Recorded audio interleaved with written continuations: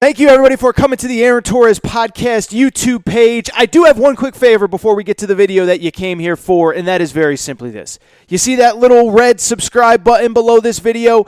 Go ahead, smash that subscribe button. It really does help me. It really does help this channel grow and my audience grow. So go ahead and hit that red subscribe button. And now, here is the video that you came here for. So let's get into my updated post-NBA draft deadline top 25. And again, to be abundantly clear, yes, there are a handful of players at this point that are still in the transfer portal that could shake this thing up a little bit. If Marcus Carr commits to Texas, it is going to change where I have them. If Marcus Carr commits to Louisville, Louisville's probably a top 25 team in my mind. If Kofi Coburn goes to Kentucky, I don't even know where I would put them, potentially at number 1 or at worst 2 or 3, right in the conversation as the number 1 team in the country. If he goes back to Illinois, that's a team that I believe is now a top 25 team going into next year. Jaden Shackelford, Dawson Garcia, who could end up at North Carolina. So there's a few players that could shake this thing up. But again, most of these rosters are done. Most of them are set. And so with that, let's get into my updated top 25 post-NBA deadline decision top 25. And the number 1 team in the country in my post-NBA deadline top 25, it's too many words. The number 1 team in the country is the UCLA Bruins. And I know that what a lot of you are thinking, Torres, they're overrated. Torres, they're this. If they hadn't had the run in the NCAA tournament, you wouldn't have them there, blah, blah, blah, blah, blah, this and that. All I'll say is this. Look, to a degree, you're right. If they hadn't made a Final Four, I don't know that I would have them at number 1 in the country, but what I would also say is on the flip side, I do believe that the number 1, the way that their season ended was reflective of who they were at their absolute best. Were they great in early to mid-January when their leading scorer went out with an injury and another player left the program? No. But as the season went on, they got better. They peaked in the NCAA tournament. And now they return every single player who played a single minute in that Final Four run. The headliner is, of course, Johnny Juzang, who, as I said a minute ago, I believe will now become the face of college basketball in 2021-2022. He is an elite scorer, 28 points against Gonzaga, 28 points against Michigan, which was more than half their points in that Elite 8 game, 29 points against Gonzaga in what was an all-time classic that 17 million people watched, 23 points against BYU earlier in the NCAA tournament. So this guy was peaking, but it's really everything else around him. First, 5 guys back who averaged double figures last year. All 5 starters return again off that Final Four team. Jaime Jaquez is a guy that I have heard he's basically a stretch 4 that is getting real NBA draft buzz for the 2023 NBA or 2022 NBA draft. So not this draft cycle, but scouts are already pegging him as a potential first-round draft pick. They're going to have a veteran point guard in Tiger Campbell. And oh, by the way, even if you want to argue that, well, they got hot at the end of the year, they're returning everybody, and they bring in more talent. Peyton Watson is one of the top 10 high school players in America. He's going to be a one and done. He's going to be a lottery pick, whether he even starts for UCLA or not. And Miles Johnson was a starter on Rutgers' NCAA tournament team last year. And so when I look at UCLA, 5 guys who average double figures are coming back next year. And on top of that, I would even argue their second team is a team that would be good enough to make the NCAA tournament when you look at the fact that Peyton Watson, who could be, again, a potential one-and-done top 10 pick, might be coming off the bench. Miles Johnson started for Rutgers' Final Four team, might be coming off the bench. David Singleton, 15 points against Alabama, basically saved their bacon against Alabama in the Sweet 16. He will be coming off the bench. Really talented team, really deep team, and like I said, I get it. Yes, part of this has to do with the Final Four, but on top of that, you're telling me that I should put other teams ahead of them that have a bunch of new players. I don't buy it. I would also add, even if you want to argue that UCLA was struggling down the stretch, remember, all the teams they lost to were awesome. Never forget how good the Pac-12 was. Never forget that UCLA, while losing their final 4 games heading into the NCAA tournament, 3 of the teams they lost to made the Sweet 16, Oregon, Oregon State, USC. A 4th one, Colorado, made the NCAA tournament. So they lost to 4 NCAA tournament caliber teams down the stretch. UCLA is my number 1 team. You can argue with me, but you ain't going to win that argument because I believe they're the best team in the country going into 2021-2022. Number 2 is Gonzaga. And it's weird because, yes, they did lose in the national title game. Yes, we all have a sour taste in our mouths, which is going to lead so many people to saying, well, they're obviously overrated. I mean, look how bad they got beat by Baylor. But they were basically the first or second best team in the country all year, and they just so happened to run into the best team in the title game. Yes, they lost a ton of talent, but it's worth noting they bring back and bring in a ton of talent as well. Obviously, the most noteworthy name is Drew Timme, star of that team, 19 points, 5-6 rebounds per game. I would argue, along with Hunter Dickinson, who I just mentioned, along with a few other players, Kofi Coburn, wherever he ends up, Drew Timme is going to be another one of the faces of college basketball just because of how good that he was last year, especially in that Final Four game against UCLA. Andrew Nembhard comes back as a fourth-year player, former top 30 recruit who started his career at Florida, 9 points, 5 assists last year. And then, of course, it's about what Gonzaga did in the offseason. They brought in the number one high school player in America, Chet Holmgren. They brought in 2 5-star players in Hunter Salas and Nolan Hickman for the backcourt. They brought in Rasir Bolton, who was leading Iowa State in the Big 12 in scoring last year at over 16 points per game. And what I would finally say is what's crazy about Gonzaga last year, they had guys on the bench that didn't even play that are former top 100 recruits that, as we know at Gonzaga, program that is great at developing players, getting them to kind of in over a 2, 3, 4 year span turn into college stars like a Corey Kispert, like a Joel Ayayi, like a Rui Hachimura, guys that evolve into NBA players. And they got a couple of those guys, Julian Strother, Dominic Harris, Ben Gregg, all former top 100 recruits that didn't even see the floor last year. And so when I look at Gonzaga, what I see is a team that essentially has about 8-9 guys. They're all former top 100 recruits. They have one of the most established players in college basketball coming back. They have one of the best, if not the best, freshmen in college basketball coming in. And I'm sorry, you can tell me they're overrated. You can tell me, I'm just telling you, they have one of the most talented rosters in college basketball. Does it mean they're going to win a national championship? Does it not? Will they ever? I don't know. What I'm just telling you is they are good enough. They will be good enough again to win it next year. Don't know if it's going to happen, but they will be good enough. Number 3 is Villanova. And Villanova is interesting, and I'll tell you why. Villanova is interesting because when the NCAA put in this extra year of eligibility, I think we all looked at it from who are the guys that are going to enter the portal and have an extra year of college basketball that are going to shake things up. So you have a guy like Kellen Grady at Kentucky that played 4 years at Davidson. You have Remy Martin, played 4 years at Arizona, that is now returning to college basketball and going to Kansas. It has shaken up the top of this top 25. It has shaken up college basketball. It has brought a lot of players back. But as it pertains to Villanova, they were the biggest winner in terms of players that were already in their program deciding to come back and use the extra year of eligibility. Colin Gillespie, their point guard, second leading scorer, 14 points per game.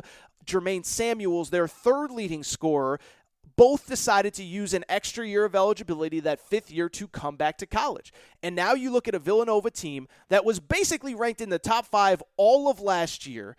They were trending towards a number 1 seed until Gillespie got hurt in the final week of the season. Of course, they struggle from there. They lose a few games. They lose early in the Big East tournament, and they get knocked out in the Sweet 16 against Baylor. But that team returned 7 of its top 9 players, in large part because the NCAA gave an extra year of eligibility to Villanova. They are number 3 in my mind. They are just going to be a well-oiled machine going into 2021-2022. At number 4, how about my boy Dollar Bill Self? That's right. I'll be honest. When I looked at his roster 2 weeks ago, I said, I don't really know what to make of Bill Self. Maybe not 2 weeks ago, maybe a month, 6 weeks ago. But what has happened with Kansas and Dollar Bill Self ever since is this. First of all, 2 of their top 3 scorers tested the NBA draft waters. Both decided to come back. Ochai Agbaji, who I think is in the running for Big 12 Player of the Year. He will be really good for them next year. Jalen Wilson averaged 11 points per game. But I think on top of that, what's important is what I just mentioned. Remy Martin, 2-time All Pac-12 guard, has decided to transfer from Arizona State, use his extra year of eligibility, and go to Kansas. And so when you look at Kansas, they now have a point guard that is a 2-time All Pac-12 guy. I know people would argue, well, he's a little turnover prone, he's a little bit of this, he's a little bit of that. Bill Self is an incredible coach, and I've been critical of him for some other stuff, but the guy is an incredible coach. This is his kind of team. It's not filled with a bunch of elite NBA talents and elite NBA players. Those are the teams that, ironically, he struggles with. He struggled when he had Andrew Wiggins. He struggled when he had Kelly Oubre. He struggled with some of the other elite high school players that he has had. This is a veteran team. It's a team that's comfortable in his system, and he's got his point guard to run it. I really like Kansas going into next season. I have them at number 4 in large part because I think Remy Martin takes them to another level, and this might be Bill Self's best chance to win a national title in a long time. I know 2 years ago they would have been the number 1 team in the country going into the 2020 NCAA tournament that never was played, but this team is really good. I'm really excited. Remy Martin is the X factor for them, and again, even though I know he played a little bit out of control at Arizona State, I think he'll be really good. Number 5 is Purdue. And Purdue is one I will probably get a lot of pushback on because there's nothing super sexy about Purdue.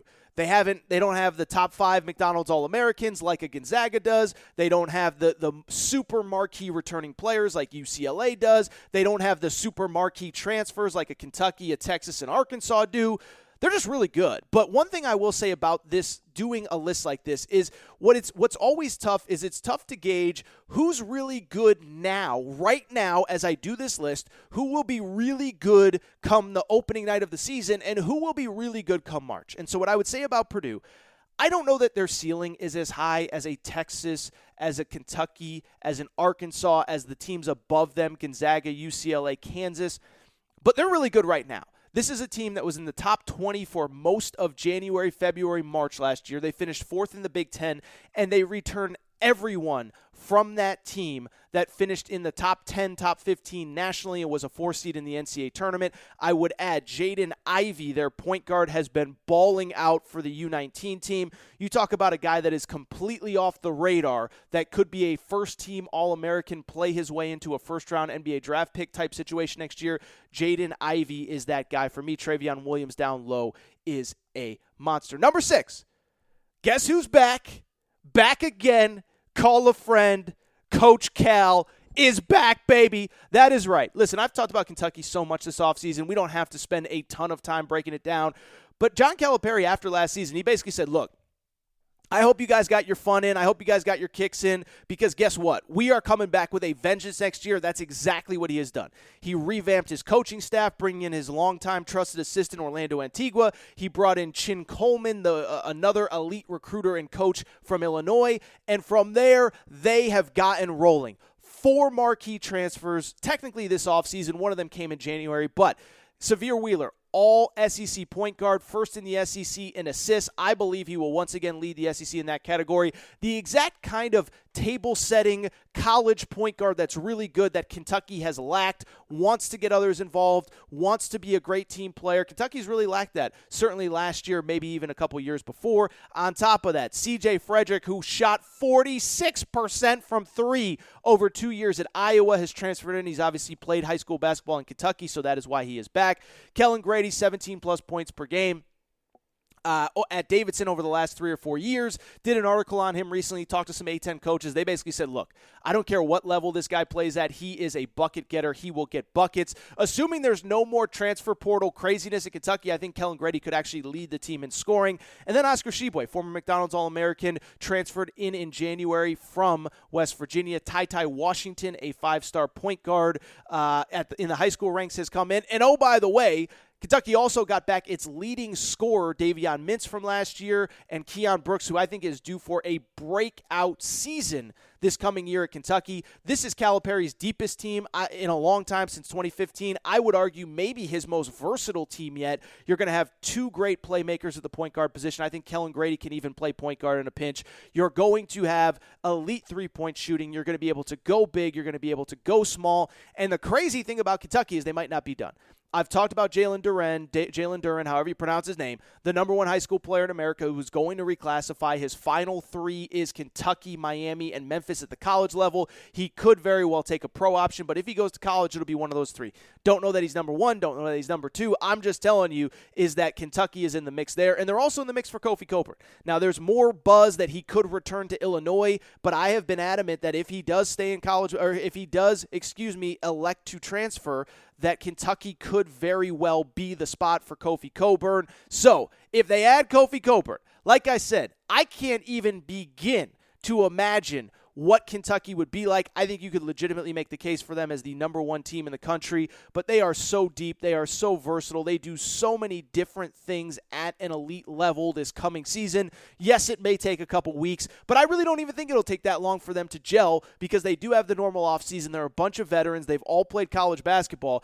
I cannot wait for that opener against Duke. Number 7 after Kentucky. The only program that I would argue has had as big of a transformation from the end of the season, besides Kentucky, is Texas. And I've talked a ton about Texas. We don't need to break it down minute for minute, all that stuff. But I've said it all along, and I truly believe it. Chris Beard was one defensive stop at Texas Tech from winning a national championship at Texas Tech. So he would not have left Texas Tech if he did not believe that the school that he was going to next could compete for national championships every single season. That's what he views Texas as. He views Texas as a school that he believes that he, Chris Beard, can get to the level of Duke, Kentucky, North Carolina, Kansas, Villanova, Gonzaga, competing for championships every year. Now, I'm not saying every coach in America could do that. I'm not saying it's North Carolina where Roy Williams, Dean Smith, maybe Hubert Davis can all have them at an elite level. I'm not saying it's Kansas where basically every coach of the last 100 years has won big. But Chris Beard believes he can win at the highest level at Texas, and they're doing it so far in the transfer portal. They're right up there along with Arkansas, Kentucky, a couple other schools as the biggest winners as they have brought in 5 marquee transfers. I've talked about them, but they have Timmy Allen, an all Pac-12 guard. They have Dylan Disu, 15-9 at Vanderbilt, leading rebounder in the SEC. They have Christian Bishop starting center on Creighton's Sweet 16 team. They have Trey Mitchell, who averaged 18-7 at UMass, and of course Devin Askew. What I would also say is on top of that, 3 marquee returnees from a team that was in the top 15 all year. Courtney Ramey, Andrew Jones, both averaged double figures. And also, they bring in a 5-star Jalen Tyson. The crazy part about Texas, like I said, like Kentucky, like North Carolina, they might not be done, as they are very much in the mix for Marcus Carr. And if they get Marcus Carr, I think that puts them over the top. I think that puts them in the top 3-4 nationally. That depends, of course, on what Kentucky does, on any other transfer portal buzz. But I think they're top 2, top 3, top 4 in the country with Marcus Carr. They are another team to watch out for going forward. Number 8.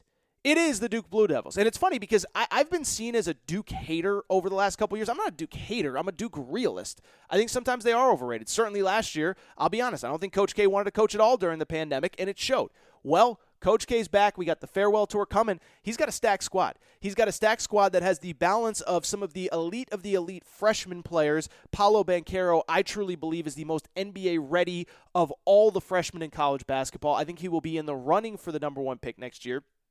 On top of him, Trevor Keels, 5-star point guard. On top of him, A.J. Griffin, 5-star wing, whose dad is an NBA assistant head coach. And they also bring back some really nice pieces from last season as Jeremy Roach is back. He kind of got comfortable in that point guard role. He had been coming off of a major knee injury. Mark Williams, a big center. Wendell Moore, a former top 20 recruit. He will come into his own at some point during his Duke career. I actually really like Duke a lot. Believe it or not, they have not won a ACC regular season title since 2010. I think they should be in the hunt for it this year. Number 9 is Michigan. And I talked about it earlier. The marquee news here, Hunter Dickinson, the big 7'1" behemoth down low, has decided to come back. He, of course, obviously, like Kofi Coburn, like a lot of these other guys, will have to be able to show an ability to stretch the floor to play at the NBA level. He's mostly a low post guy, but he is going to be one of the faces of college basketball, and he is probably, bluntly, my preseason national player of the year going into next year. On top of him, Michigan also brings back Eli Brooks, kind of an important cog. He's another player that used that extra year of eligibility. Eli Brooks will be back next season. They also bring in the number 1 recruiting class in the country. I don't think a lot of people realize this. It's not Duke. It's not Kentucky. It's not North Carolina that has the number 1 recruiting class in the country. It was Michigan this year. 3 McDonald's All-Americans, most notably Caleb Houston, a big wing who I think will be an NBA player. My only concern with Michigan, they lose a ton of three-point shooting off last year's team, and so because of it, if they can't shoot the 3 ball as well, are they as effective with Hunter Dickinson down low? Don't know that it matters right this second. Michigan, number 9, they are phenomenal, really excited. And number 10, woo, Pig Suey. I got the Arkansas Razorbacks at number 10 because here's the thing. Eric Musselman has always been great in the transfer portal. But Eric Musselman this year has great returning players on top of the transfer portal stuff. You have Devontae Davis, who hit one of the biggest shots in the history of the program to send them to the Elite Eight to beat Oral Roberts in the Sweet 16. You have Jalen Williams, who I believe was one of the most underappreciated big men in college basketball last year back. You have J.D. Notae, who was actually leading Arkansas in scoring in their Elite Eight game against Baylor before he fouled out.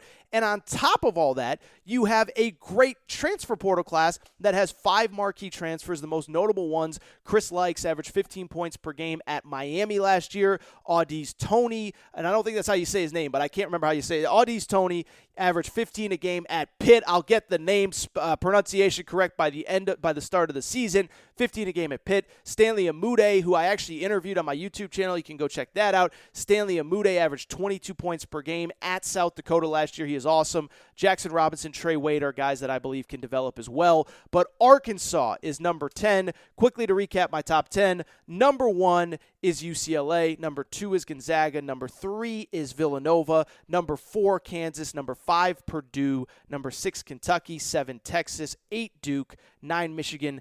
10, Arkansas. What I want to do now is just very quickly go through the rest of my top 25. I am not going to spend a ton of time on each, but if there's an interesting story or narrative, I'll hit on it really quick. Number 11, I have the defending national champion Baylor. Now, they do lose 4 starters, but it's worth noting that they had 2 guys off the bench that basically played the minutes of starters, Matthew Mayer, also Flo Thamba, along with returnee Jonathan Chama-Chachua. But on top of that, Adam Flagler played big minutes, and they added James Akinjo, another all Pac-12 guard who played at Arizona last year, 16 points per game, 5 assists, one of the toughest guys in college basketball. Sean Miller loved this kid. He raved about this kid, would go to war for this kid. I think if he had come back to Arizona, there would have been a legitimate argument for Arizona to be a top 20 or so team. By the way, I don't think you should have fired Sean Miller still because you had a team that was in the top 15, top 20 if Sean Miller returns, but he ends up at Baylor. I think Baylor's going to be really good. Number 12 is Oregon, and I'll just say on Oregon really quick, we talk about the ability of a Chris Beard, a John Calipari, a Coach K, and Eric Musselman to flip over their roster every year and have success. Dana Altman kind of does the same. Does have some nice returning pieces, but more importantly was aggressive in the portal. Quincy Guerriere, Syracuse's second leading scorer, he decides to leave, go to Oregon. Davion Harmon decides to leave decides to leave Oklahoma after Lon Kruger retired, and he, in fact, goes to Oregon as well. They have a McDonald's All-American in Nathan Biddle, and so you look at the Oregon Ducks, I think they're the second best team by far in the Pac-12. On top of that, just in the last couple of days, they added Jacob Young, another starter from Rutgers' Sweet 16 team. 13 is Houston. Goes without saying. Every year, we just kind of write them off. Every year, they're awesome. They have Marcus Sasser, who was basically the only guy that showed up for them in that Final Four game against Baylor. He is back. Also, Kyler Edwards, who was a star at Texas Tech, is transferred in. Number 14, Tennessee. I actually really like Tennessee next year. I thought last year the one thing they really lacked was a playmaker, a guy that could create for others. This year they got 2 of them. Kennedy Chandler, the top point guard in the freshman class. Justin Powell, who was a star at Auburn last year before he got injured. I like both of them. John Fulkerson is back. I have Tennessee at number 14. 15 is UConn. How about my Huskies? UConn having the most boring offseason in college basketball. I thought when you entered the college basketball offseason, you had to hit the portal. You had to be aggressive. You had to, sign a million transfers. UConn, this is what they lost this offseason. They lost James Bouknight, a lottery pick who they knew was leaving before the season even started. They lost 2 grad transfers who weren't going to play next year, Brendan Adams and also Josh Carlton. Everybody else comes back, and they sign no players via the portal. I thought you had to sign at least 3 or 4 players from the portal in 2021. Not UConn. Boring offseason. They are the second best team in the Big East, according to me.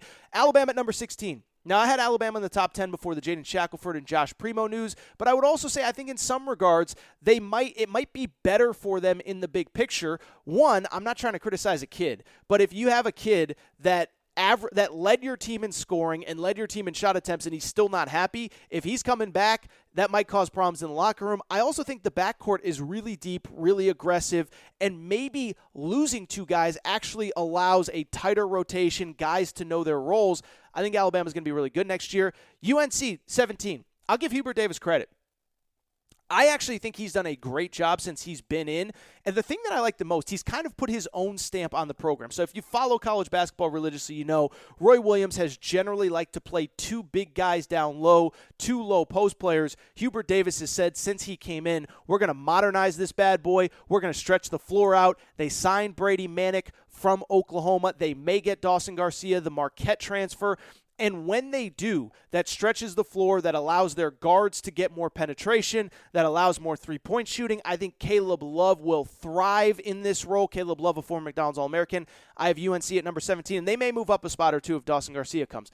Number 18, Oklahoma State. So Oklahoma State, I am the only person that I can tell that has Oklahoma State in my top 25.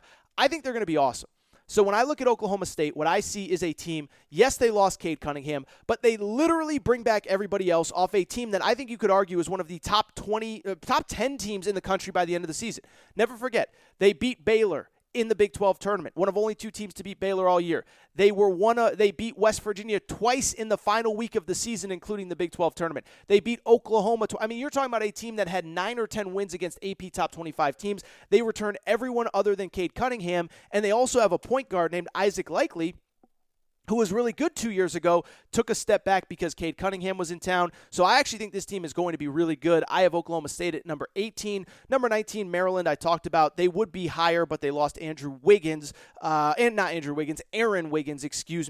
big wing. I still think they'll be good, but not elite. Number 20, Florida State. They lose a ton. But, are you betting against Leonard Hamilton at this point? 21, Virginia, kind of the same story. They lose basically everybody except for Kihei Clark. They did do well in the portal, but keep this in mind. Virginia has finished either first or second in the ACC in 7 of the last 8 years. I'm not betting against them. Number 22, St. Bonaventure. I'll be brief on this one, but they won the A-10 regular season title. They won the A-10 tournament title. They got a number 9 seed last year, and they return everybody. This is a team that was probably one of the 30 best teams in college basketball last year. They return everybody off that team. They're going to be really good. If you like to bet, they're going to be about the safest bet going. 23, Auburn. Love what Bruce Pearl did this offseason. Added Walker Kessler on top of a 5-star named Jabari Smith.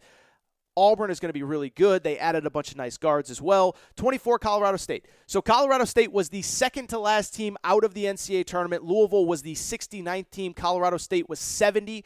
Colorado State would have been the last team in if Georgetown and Oregon State had not won their Pac-12 and Big East regular championships. So basically, Georgetown and Oregon State steal bids. If they don't, Colorado State is going to the tournament. They return all 5 starters. Finally, Ohio State I have at number 25.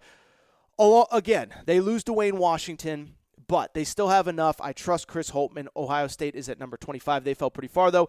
Next 5 out. LSU, my boy Will Wade.